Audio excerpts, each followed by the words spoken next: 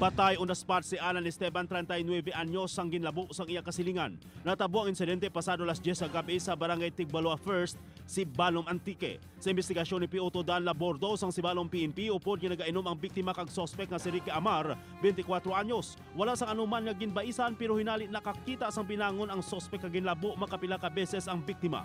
Nagahabil-habil na ang liog sini, luwas pa sa madamo nga samad sa iyang aguyah. Gilayon nga nagpalagyo ang sospek nga nagapabilin at large. Mahimo suno kay Labordo nga may madalom nga dumot ang sospek sa biktima kun nga nahimo niya ang krimen. Gindakop sang Sagay PNP si Romel de Vinegracia sang Barangay Bulanon, siyudad sang Sagay Negros Occidental. Ini matapos ginserbihan sang warrant of arrest sa kaso nga grave coercion. Gin-issue ni Judge Rolando Ramirez ang mandamiento de aresto.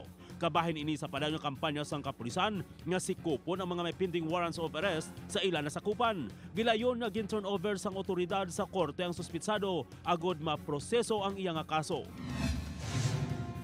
Duha ang nadisgrasya sa ginamaniho nila nga motorsiklo. Natabo ang aksidente sa barangay Kaano, Kalibo, Aklan. Gilayon nga nagtawag si P.O. Alejandro sang Kalibo MDRRMO Response Team kag duha sa isa ka biktima ang ila gintapatan sang nagakaigo nga pagbulong.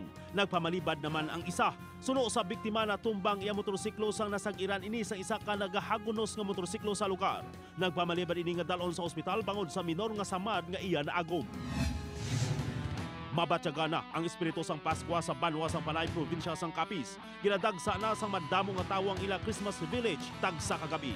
Agod masiguro nga magaluntad ang kalinong kagkatawhay, yara ang presensya sang Panay Municipal Police Station personnel.